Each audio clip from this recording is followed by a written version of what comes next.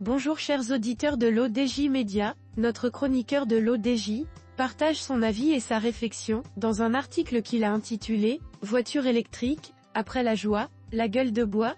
qu'on écoutera ensemble dans ce podcast. Notre ingénieur ouvre sa réflexion de la manière suivante. Aux États-Unis, la demande pour les véhicules électriques semble marquer le pas. S'agit-il d'un ralentissement temporaire ou d'une tendance plus profonde ? Après avoir conquis les early adopters, la prochaine étape pour les véhicules électriques est d'attirer des foyers plus modestes, mais cela s'avère être un défi. Notre chroniqueur enrichit son article de la manière suivante. États-Unis, un rythme de croissance moins soutenu.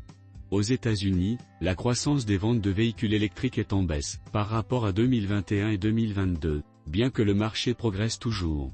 Une enquête de Cox Automotive a révélé un écart significatif d'opinion. 53% des conducteurs américains croient que les véhicules électriques finiront par remplacer les moteurs à combustion, tandis que seulement 31% des concessionnaires partagent cet avis. Cette disparité souligne un décalage entre les professionnels de l'automobile et le grand public. Critique aux États-Unis contre les aides aux véhicules électriques. Certains conservateurs américains, comme le groupe Texas Policy, ont critiqué le coût des incitations aux véhicules électriques, affirmant que ce sont les propriétaires de véhicules à essence, les contribuables et les services publics qui financent les véhicules électriques des autres. Selon leurs estimations, un véhicule électrique coûterait en moyenne $50 000 s'il était traité de la même manière que les véhicules thermiques, le rendant inabordable pour la majorité des Américains. 2024, une année d'incertitude pour les ventes de voitures.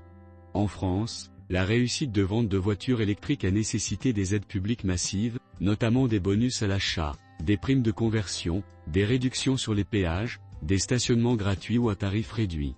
De plus, la tarification de l'électricité pour les particuliers a été maintenue à un niveau abordable, tandis que les taxes sur les carburants restent élevées. Ces actions de l'État orientent délibérément le marché automobile vers l'électrique, évoquant une intervention directe dans le secteur privé, rappelant ainsi les politiques passées favorisant le diesel en France.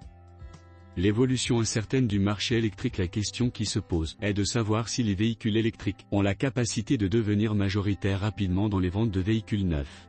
En Europe, atteindre les 50% de part de marché semble difficile sans des modèles véritablement abordables, qui ne seront pas disponibles avant quelques années.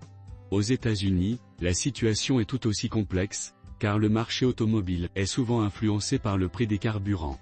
L'exemple du Ford F-150, qui a été un modèle électrique peu performant par rapport à la version hybride, illustre ces défis. L'auteur conclut son article en ces mots.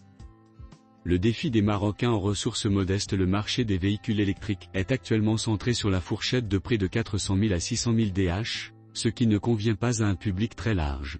Les acheteurs disposant de ce budget optent souvent pour Tesla, laissant peu de place à la concurrence. Pour toucher un public plus vaste et abordable, il faudra une véritable révolution pour proposer des véhicules électriques au même prix qu'un véhicule thermique neuf au Maroc, soit environ 250 000 DH, sans bonus ou aide gouvernementale. Véhicules électriques, politique monétaire, BCE, inflation, investissement, transition énergétique, taux d'intérêt, marché automobile, consommation, innovation technologique. Rédigé par Aïd Belassen Mohamed.